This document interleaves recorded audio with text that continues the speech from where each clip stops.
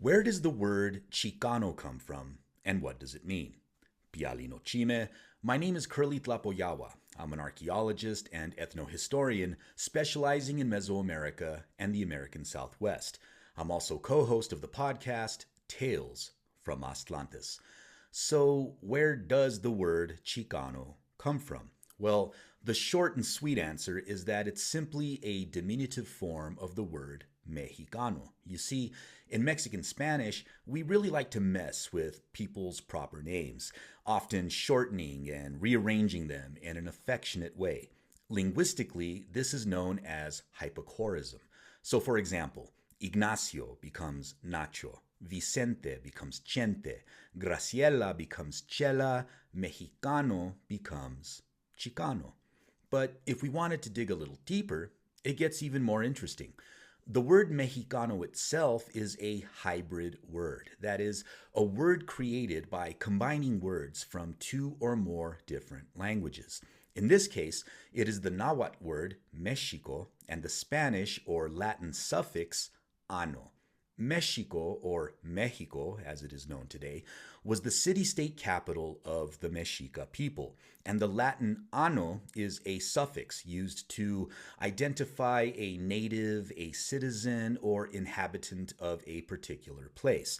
So, for example, people from Italia are Italianos. People from Africa are Africanos. People from America are Americanos, and so on. So, when the Spanish first encountered the Mexica people of Mexico, they called them Mexicanos, the inhabitants of Mexico. Now, this pronunciation eventually changed to the one we're all familiar with today, Mexicano.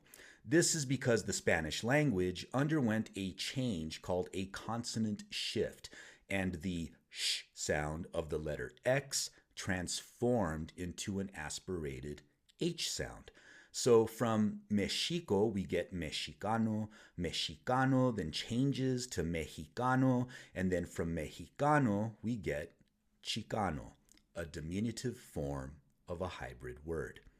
As a side note, the earliest use that I have found in print during all of my research of the word Chicano, or more specifically Chicana in this case, relates to identity and comes to us from the October 10th, 1903 issue of the Socorro Chieftain.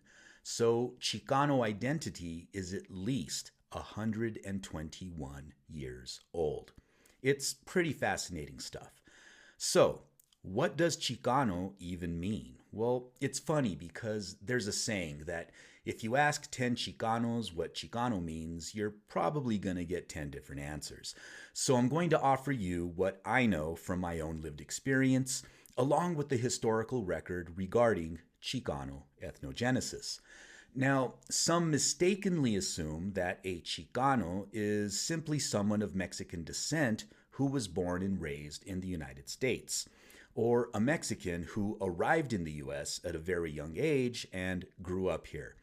But those things just make you Mexican American and not necessarily a Chicano.